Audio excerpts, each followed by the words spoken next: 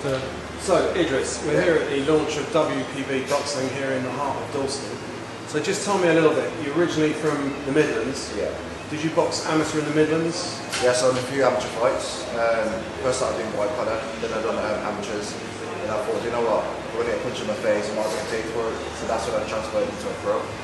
So how many amateur fights did you have? I had about 10 amateur fights, but then I had about 16 white collar fights. So you've had 26 fights, because of course white collar these days, actually some of it's good standard. Yeah, it's quite decent. People turn their shoulders to white collar fighters, but you're still learning the trade. Don't get around in like 2 minutes, 10 ounce gloves. I'm missing a minute from the pros, I'm missing a minute from the amateurs, but it's still the same kind of kettle of fish. You're still getting a ring, put the gloves on, you're still punching your face in, so yeah, it's quite interesting. So you transcended from amateur boxing into a fully fledged professional. Obviously it's gone very well because you're 12 fights unbeaten. Yeah, that's it.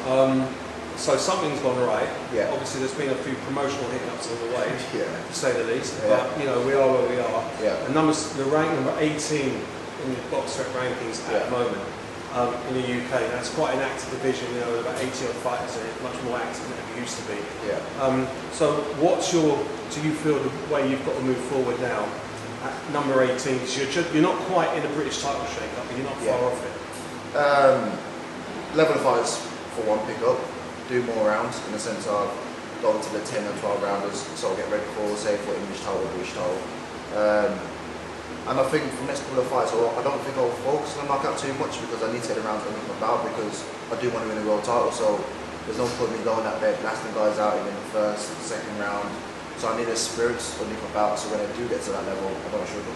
Because that's a very interesting point, because on your record you've got 2 knockouts out of 12. Yeah. And technically that says not a big puncher, but as you've just said, you know, you wanted to get the round, so presumably that knockout ratio would be a lot higher, wouldn't it? Yeah, 100% would be a lot higher. Also, I've done a lot of 4-rounders back in the day. Right. And as soon as I hit an opponent, first thing they do, they jump on the bicycle and they go to the corner shop. They don't want to stand toe to toe. They want to run and survive.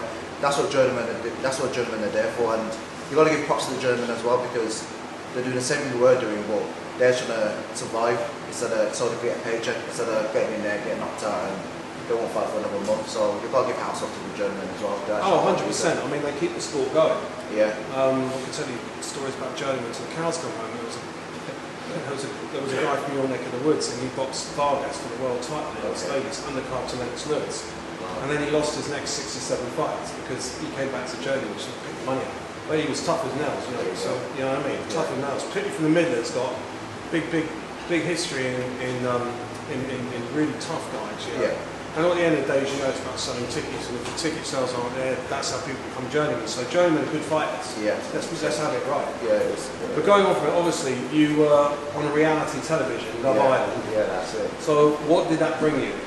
That bring me an opportunity to do boxing full time. As soon as I've done Love Island, I had loads of offers knocking on the door in the sense of sponsorships and X, Y, Z. So I thought, you know what, this is the right time to do it full time. So I quit my job and just focus on my boxing. In this sport, you can't be playing boxing. So any boxer out there, my advice is, if you can, kick your job in the bin or the neck and just focus on the boxing because when you get up the levels, it's really hard. It's really hard. So let's look at it. We're number 18 at the moment. Yeah. The light heavyweight division at world level, I would say that it's the toughest one. I mean, you've been sparring with Craig Richards. Now, Craig Richards put up a tremendous fight against Dimitri Bivol. Okay? And it was very, very close. And I think Bivol just nicked it. Yeah. Craig put up a fantastic performance. And Bivol is boxing tonight against Canelo, right, of all people, the biggest, most successful boxer in the current era. And people are saying Bivol does have some sort of a chance. So you've been sparring with Craig Richards. How did that go? Sparring Craig Richards is very interesting. I'll be honest with you, when I see Craig Richards, these other fights on YouTube and when there's the public workouts, you don't not say respect, but you don't think, oh, that boxing ain't all that. I've shared the ring with him now, sparring, and I'll give him more props than I used to give him.